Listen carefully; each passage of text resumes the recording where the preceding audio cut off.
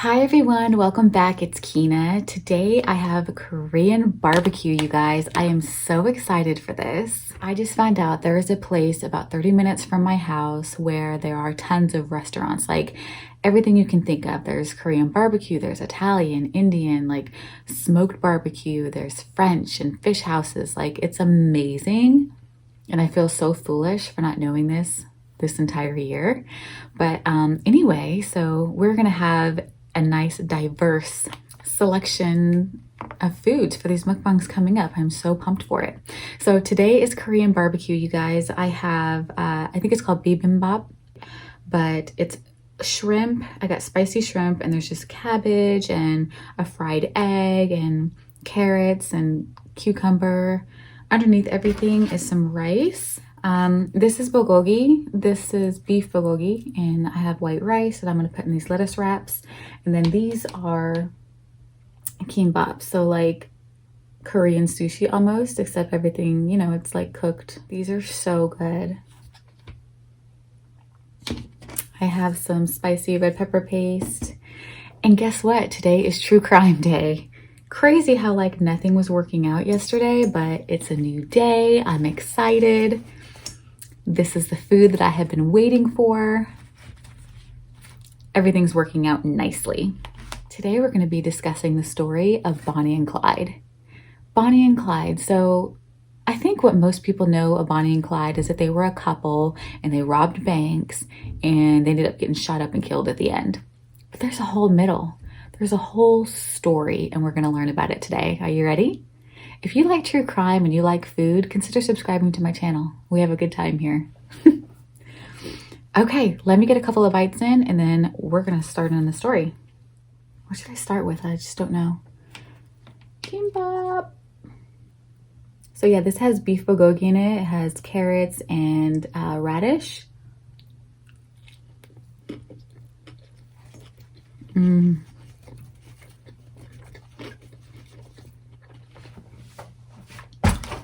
So good. I wonder how spicy this paste is.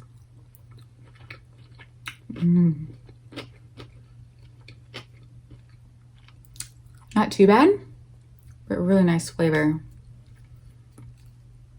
I'm just gonna put some right here and I'm gonna taste this.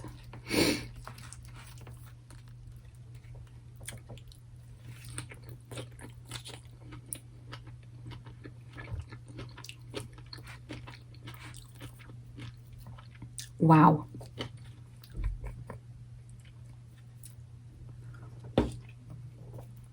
Really, really good.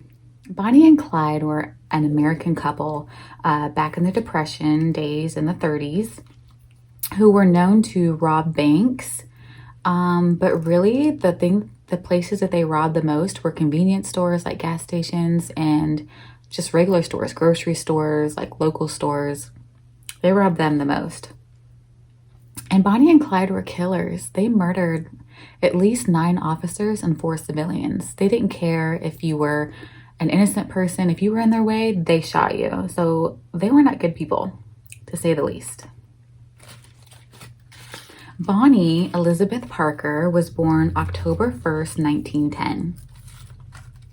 Clyde Chestnut Barrow was born March 24th, 1909.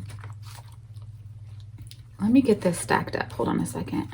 So I'm going to tell you a little bit about Bonnie's backstory and then about Clyde's and then about how they met and became this American gang that ended up famous for doing terrible things. Isn't that how it goes? Let me get a bite of this.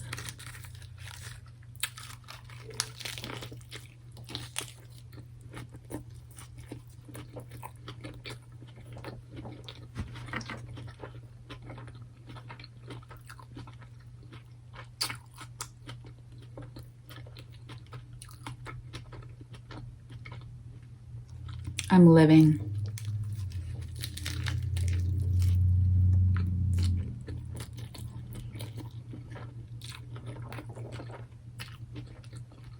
Bonnie was born in Rowena, Texas. I think that's how you say it. And she was the second of 3 children. Her father died when she was 4, so her mother was widowed, and she moved the family to Dallas, Texas, to a suburb in West Texas called Cement City. I feel like a lot of my stories, craziness happens in Dallas, or not in Dallas, in Texas. What's going on in Texas?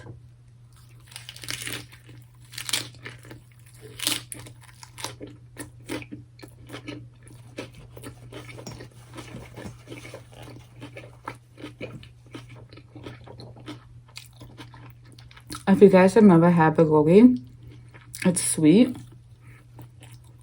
and spicy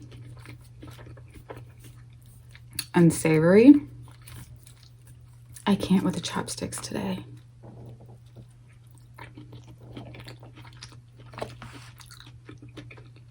In Bonnie's second year in high school, living in Dallas, Texas, she met a boy named Roy. I have such a problem with my R's. Roy Thornton. And she dropped out of school and she married him right before her 16th birthday. Roy was a troublesome boy. He got in trouble with the law, and their marriage was short-lived because he was hardly ever there. He kept getting locked up for all kinds of things. So they never got divorced, but after about 3 years in 1929, their paths never crossed again. Never saw each other again.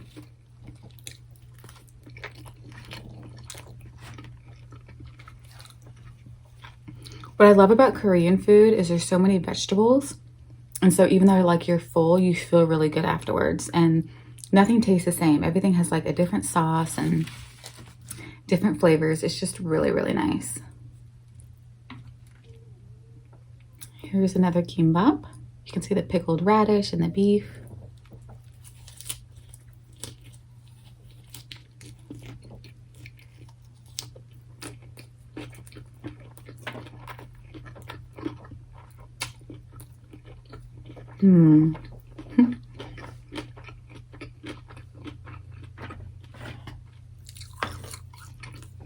Just a little side note, when Bonnie dies at the end of the story, spoiler alert, she really loved Roy Thornton. She was still wearing his wedding ring. You know, and Roy heard of her death when he was in prison. Like, he was in prison the whole time. And he said that he was really happy at the way that they went out, because he said it was better than being locked up. Dang. I won't spoil it and say how they died. We'll get to that. But apparently it was better than rotting in prison.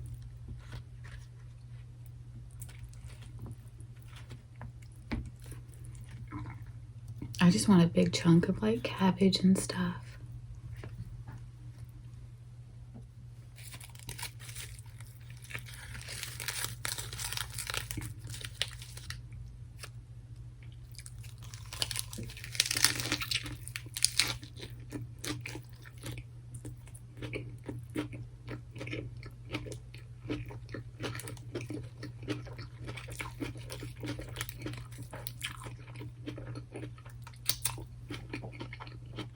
After the failure of her marriage, Bonnie moved in with her mother, still in Dallas. She worked as a waitress. And interestingly enough, one of her regulars was Ted Hinton, and he was a part of the posse that actually took everybody down in the end.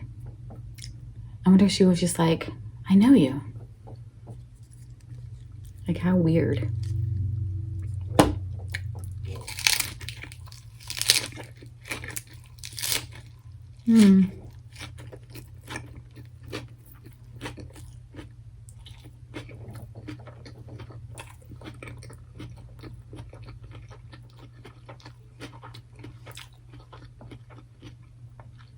Lettuce wraps are messy. It just wants to like fall apart. Okay, so now we know a bit about Bonnie. Let's talk about Clyde. He like lived a very different life than Bonnie. Clyde was born in Ellis County, Texas, into a very poor family. He was the fifth of 7 children.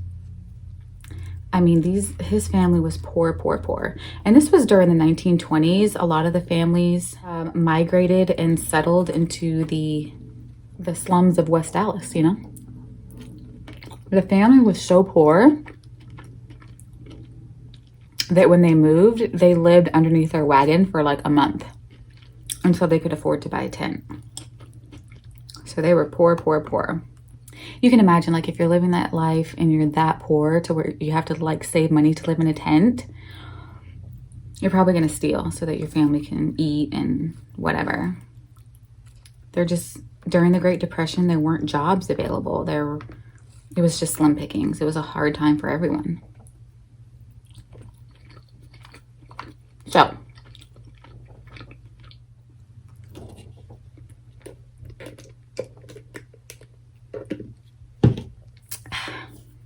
Clyde was first arrested when he was only 17 years old, and police had stopped him and were questioning him about a car rental, that he was like late returning, and he just like ran. So they caught him and they arrested him. His second arrest was from him and his brothers were stealing turkeys.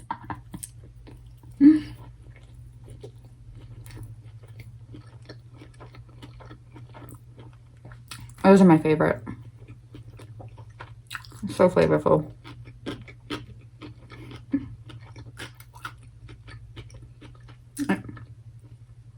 I love the crunch of the pickled radish. It's just so good.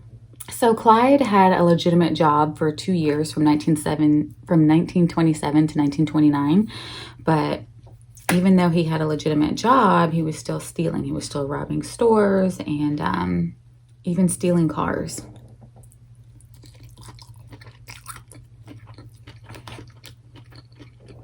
Okay, in January of 1930 is when Bonnie and Clyde finally met. They met through a mutual friend. Bonnie was staying at this friend's house. She was caring for her.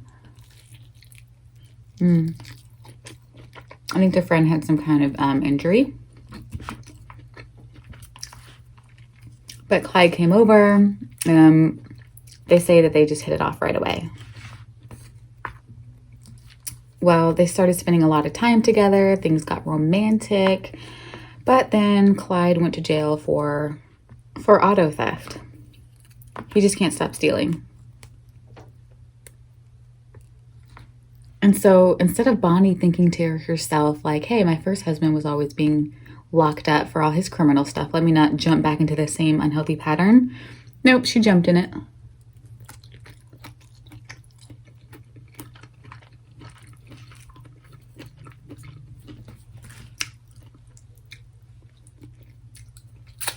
Let me tell you what happened to Clyde. Oh my gosh, it is so terrible. So after he got caught, he was locked up at Eastham Prison Farm. Oh my gosh, this farm was terrible. Clyde is only 21 years old, and Bonnie came to visit him, and she brought him some sort of weapon to where he can escape, and he escaped, but not for very long. They caught him, and they brought him back in. You guys, he was sexually assaulted over and over and over again. And finally, one day, he just friggin' snapped, like everybody does, right? And he retaliated by attacking his tormentor and crushing his skull with a lead pipe. Killed him. Well, one of the inmates there was already in there for life, and he actually took blame for the murder. How nice of him. Clyde made friends. Okay, and on this farm, Clyde and the inmates, they had to like work hard labor out in the fields. And in order to avoid that, Clyde had this brilliant idea of having somebody cut off 2 of his toes so that he wouldn't be able to work. So they cut off his toes, which is why he always walked with a limp, by the way. 6 days later, his mom was petitioning for him to get out, and it worked, and he was released 6 days later. He didn't know that she was doing that, otherwise he probably wouldn't have had someone cut his toes off. the desperation. So he's in there getting gangbanged, having his toes cut off. God knows what else.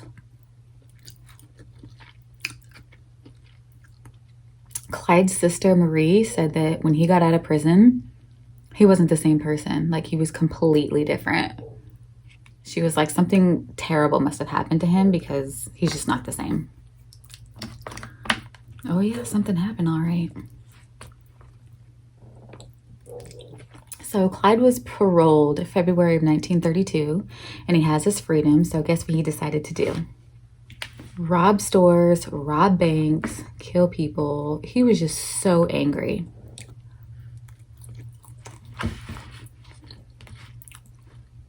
And he never wanted to get famous for any of these crimes or anything that he did.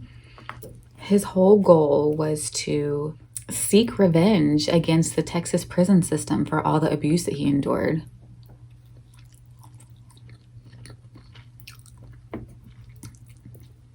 He wanted to get enough money, guns, dynamite, whatever else, I don't know, and plan a raid against the prison out of vengeance. That was the goal. So Clyde started a gang of like 5 people. It was him and Bonnie and his brother Buck, his wife Blanche, and somebody else. It was a group of 5, I believe. Well, during a hardware store robbery, a gang member, Ralph, and Bonnie were caught, and Bonnie didn't get time, actually, right? Ralph was tried and he did, but Bonnie, the grand jury failed to indict her and she was released within weeks. I don't know how that happens. How do you forget somebody? I don't know.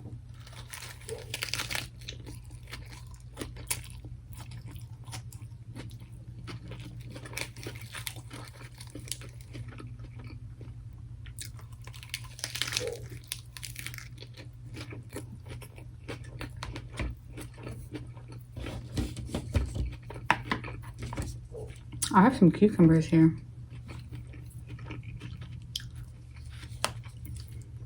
Like pickled cucumber. Oh my God, it's so good.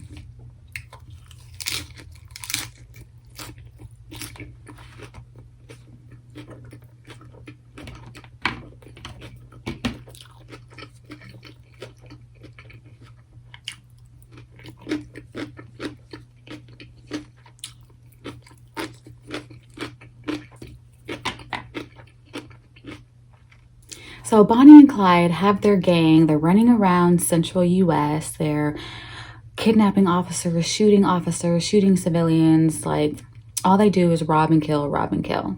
They had a hideout house where during a raid one time, they left behind some papers and a camera with undeveloped film. And there were some really cool photos of Bonnie and Clyde and just weird little poses that they had of pointing guns at each other and whatever. I'll show you.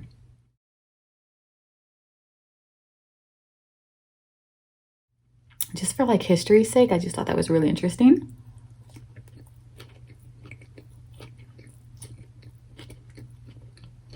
And they were dressed so well.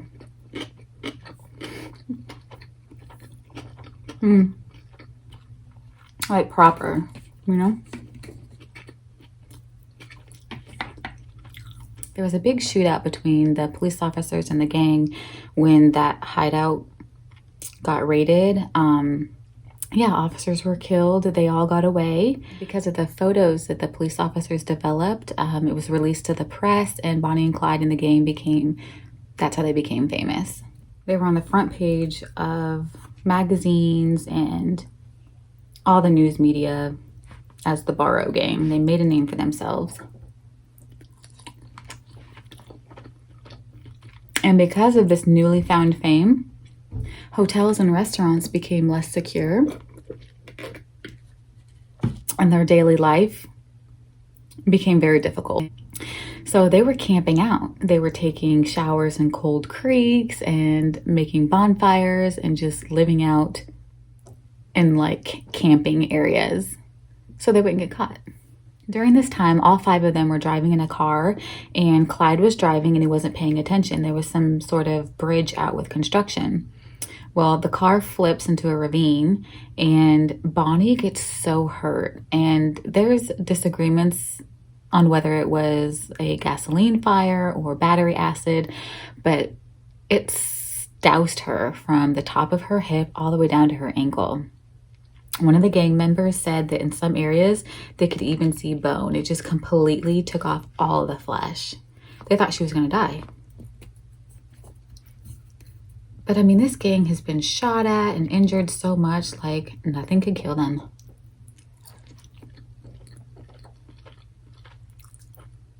They were raided again at another campfire after another shootout with the police. Clyde's brother Buck got shot in the forehead, and he just had a big hole there and you could see part of his brain. And he was in and out of consciousness, but they said that he was still eating a little bit and he would talk. And Clyde just dug a hole for him, like dug a grave, because he's like, you're not gonna make it. He made it until the police came and raided that area and everybody ran. Buck got shot in the back and Blanche was screaming because remember, that's her husband. So they were just constantly on the run, constantly on the go, constantly having shootouts. And they weren't even like very smart about it.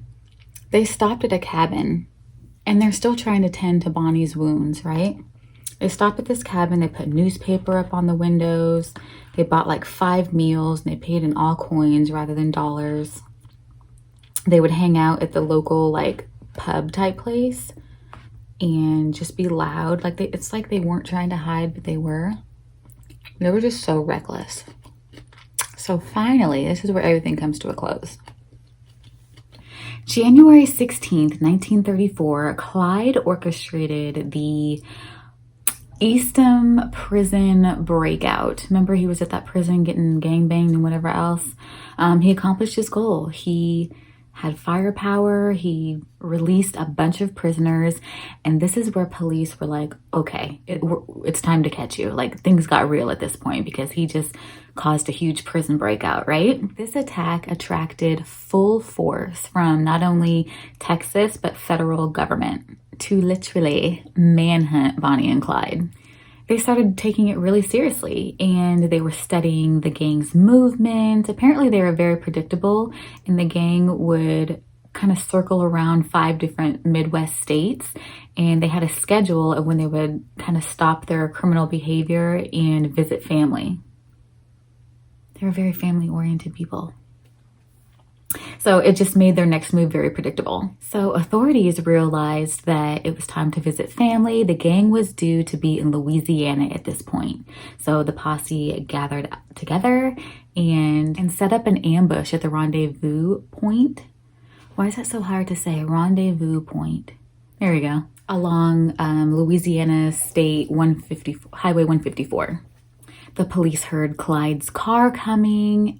And that was it, you guys. That was the moment. At 9:15 a.m., May 23rd, 1934, police opened fire and killed Bonnie and Clyde once and for all. I mean, they shot and shot at that car and didn't stop. I'm going to show you what it looked like.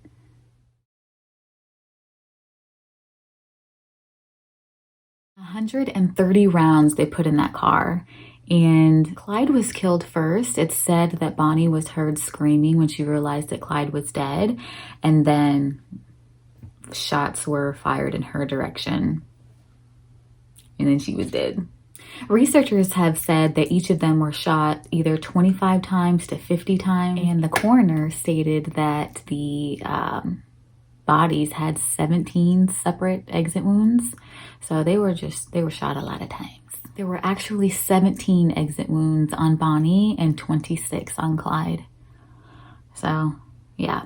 But you guys, Bonnie and Clyde were so famous at this point. Word got out very quickly when they were killed. And the townspeople and people from far away quickly, gathered together and traveled to the crime scene, and people were trying to take souvenirs from the crime scene. So like bloody pieces of clothing, shards of glass from the windshield, bullet shells. Like one man was actually seen reaching into the car and opening his pocket knife, trying to cut off Clyde's ear. The police were sickened at what they saw. Like, they couldn't believe it. Anyway, Bonnie had over 20,000 attendees at her funeral. Said that Bonnie received cards and flowers, allegedly, from famous bank robber Pretty Boy Floyd, and also from the American gangster, what's his name? John Dillinger. Clyde, on the other hand, had a very private funeral. He was buried next to his brother Marvin, and they shared a tombstone that read, "Gone but never forgotten." You guys, there are a lot of details in this story as far as where Bonnie and Clyde's gang were hiding, the different places that they went, when they went to go visit their family, all the shootouts, but I kind of left all that out because it just seemed like a bit much. So I just kind of told you guys the basics, but yeah, Bonnie and Clyde, I mean, people seem to romanticize that story, but they were terrible people. They killed innocent people and killed policemen, and they weren't just thieves. So anyway, just thought I'd make that clear. I hope you guys are having a great day. Give me a like, give me a thumbs up if you like this story. If you've never had Korean food, I highly suggest it. It's very, very good. And yeah, I had a good time here with you guys, and I'll see you in the next video. Bye.